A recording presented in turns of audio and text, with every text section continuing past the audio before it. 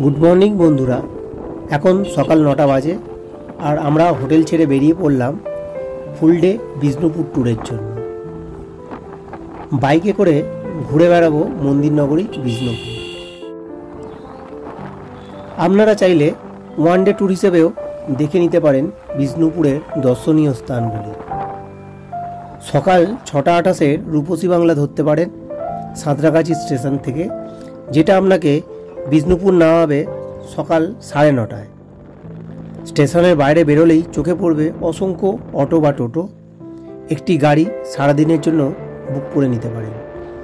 ভাড়া পড়বে 600 টাকার মতন, একটু দরদাম করে নেবেন। আপনাকে বেশিরভাগ দর্শনীয় স্থান দেখিয়ে বিকালে আবার স্টেশনে ছেড়ে দেবে। আপনি 5:30টার রূপসী বাংলা ধরে আবার রাত্রি 8:30টায় পৌঁছে যান সাঁতরাগাছি স্টেশনে। ওই যে সামনেই দেখা যাচ্ছে বিষ্ণুপুর সীমানায় নির্মিত তোরণ আমাদের স্বাগত জানাচ্ছে। জয়পুর ফরেস্টের মৌলিসার রিসর্ট থেকে বেরিয়ে 30 মিনিটের মধ্যেই পৌঁছে গেলাম বিষ্ণুপুর শহরে। আমাদের চলার পথে প্রথম দর্শনীয় স্থান হলো এই রাজমঞ্চ। এখানে প্রবেশ করতে আমাদের মাথাপিছু 25 টাকা করে টিকিট পড়ল। এই একটি টিকিট দিয়েই বিষ্ণুপুরের বাকি দর্শনীয় স্থানগুলিও দেখা যাবে, আর কোথাও টিকিট কাটতে হবে না, শুধু এই টিকিটটি সঙ্গে রাখতে হবে আপনাকে। এই পিরামিড আকৃতির রাজমঞ্চটি প্রায় 5 তলা বাড়ির মতো উঁচু। এই রকম স্থাপত্য ভারতের আর কোথাও দেখা যায় না। এটি বানিয়েছিলেন মল্লরাজ বীর হাম্বির 1600 খ্রিস্টাব্দে। সেই সময় বিষ্ণুপুরের যাবতীয় রাধাকৃষ্ণের বিগ্রহ জনসাধারণের দর্শনের জন্য এখানেই আনা হতো।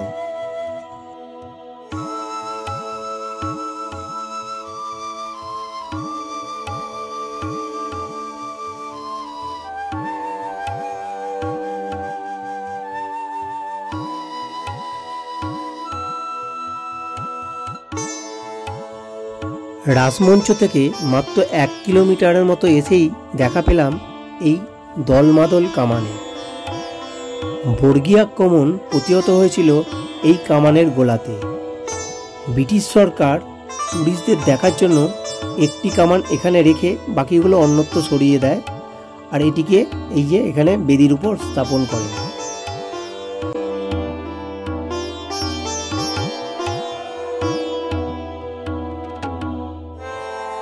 কামান দেখে বেরিয়েই সামনে কয়েক পা হেঁটে পৌঁছে গেলাম এই ছিন্নমস্তা মায়ের মন্দিরে।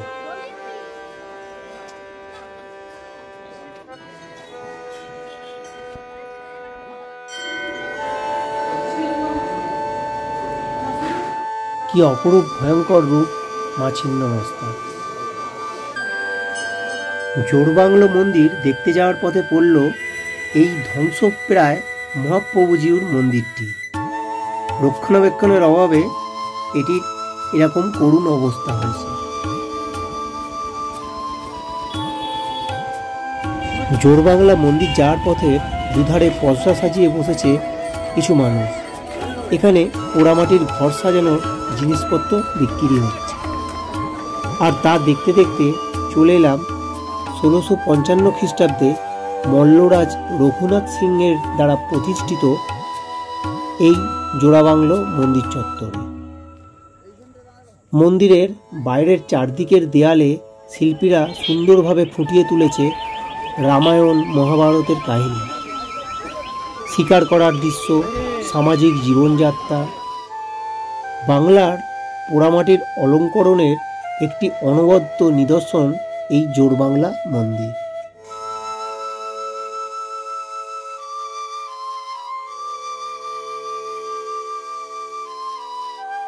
এই জোড়বাংলো মন্দির থেকে বেরোতেই ওই যে দেখা যাচ্ছে রাধেশ্যাম মন্দির।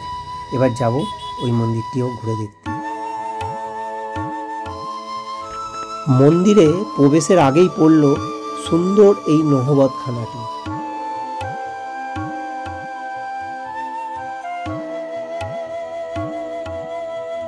আর সামনেই দেখা যাচ্ছে গম্বুজাকৃতি মাগড়া পাথর দিয়ে নির্মিত অতুলনীয় রাধেশ্যামজির মন্দিরটি। পঙ্খের কাজের জন্য মন্দিরটি আরও অনেক বেশি সুন্দর লাগছে। আর বিষ্ণুপুরে এইরকম মন্দির আর প্রায় নেই বললেই চলে। বিষ্ণুপুরের অন্য একরত্ন মন্দিরের তুলনায় এটু একটি ভিন্ন প্রকৃতির। ওই যে দেখা যাচ্ছে তুলসী মঞ্চ, নাট মঞ্চ, আর এই যে এটা হচ্ছে ভোগ কক্ষ। রাধেশ্যাম মন্দিরের ঠিক উল্টো দিকে আছে মৃন্ময়ী মায়ের মন্দির, আর তার দেওয়ালে আঁকা আছে বিষ্ণুপুরের দর্শনীয় স্থানগুলির একটি সম্পূর্ণ বিবরণ। এবার প্রবেশ করব মৃন্ময়ী মায়ের মন্দির চত্বরে। তবে ভেতরে ছবি তোলা নিষিদ্ধ থাকায় মায়ের ছবি দেখানো যাবে না।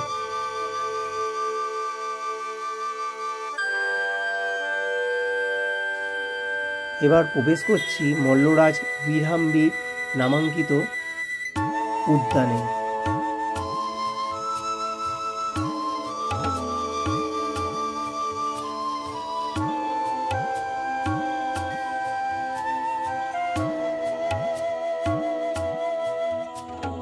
এই উদ্যানের মধ্যে কিছুটা গেলেই দেখা পাওয়া যাচ্ছে রাধালালজিউ মন্দির।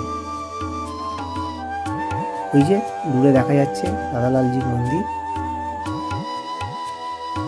মল্লরাজ বীরসিংহ 1658 খ্রিস্টাব্দে শ্রী রাধিকা ও কৃষ্ণের আনন্দের জন্য এই পাথরের মন্দিরটি প্রতিষ্ঠা করেন। এই মন্দিরের বিগ্রহ বর্তমানে কৃষ্ণগঞ্জ মহল্লায় নবনির্মিত মন্দিরে প্রতিষ্ঠিত আছে। যাক, ঘুরে দেখি এই ফাঁকা মন্দিরটি।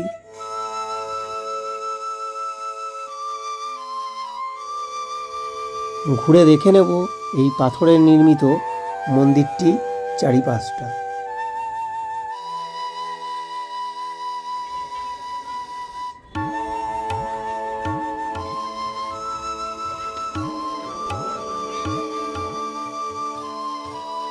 ওই যে দেখা যাচ্ছে বড় পাথরের দরজা। যাই এবার সামনে থেকে দেখব।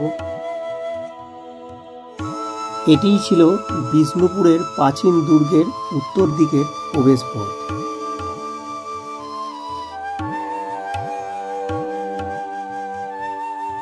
তোরণের মধ্যে প্রবেশের দুই দিকে সৈন্য সমারোহের উপযোগী এই দ্বিতল দালান। আর ওই যে দূরে দেখা যাচ্ছে তীরন্দাজ ও বন্দুকধারী সৈন্যদের অস্ত্র চালাবার জন্য ওই ক্ষুদ্র ক্ষুদ্র গর্তগুলো দালানের মধ্যে যেগুলো করা আছে।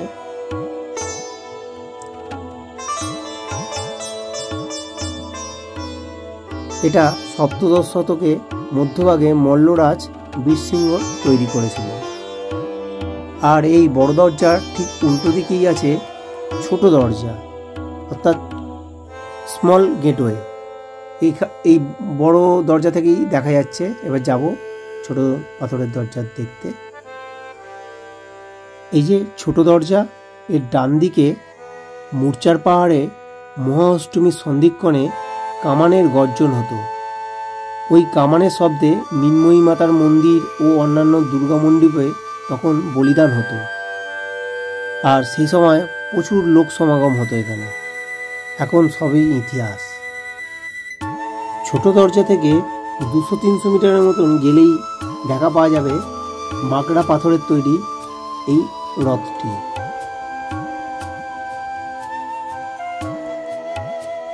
এর নিচের দিকটা রাজমঞ্চের মতন দেখতে, আর উপরের দিকটা মন্দিরের চূড়ার মতন।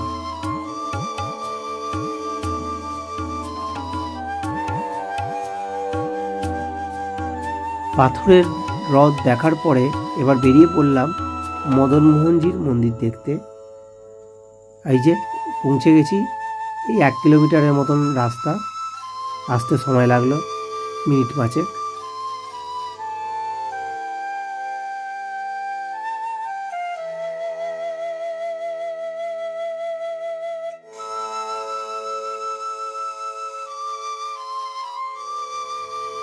ষোলোশো 94 খ্রিস্টাব্দে তৈরি এই ইটের মন্দিরটি বর্তমানে সংস্কারের কাজ চলছে, তাই ভেতরে প্রবেশ করতে দিচ্ছে না। তো এই বাইরে থেকেই দেখে নেব।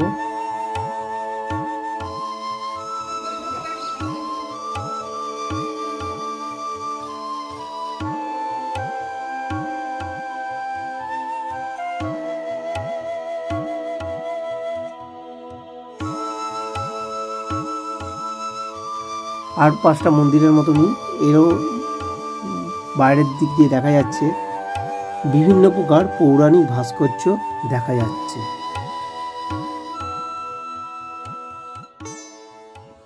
বন্ধুরা, টেরাকোটা, পোড়ামাটি ও মন্দিরের শহর বিষ্ণুপুর ঘোরা কমপ্লিট হলো। মূল দর্শনীয় স্থানগুলো সব দেখা হয়ে গেছে। এবার ফেরার পালা। খুব শিগগিরই ফিরছি অন্য এক দর্শনীয় স্থানে।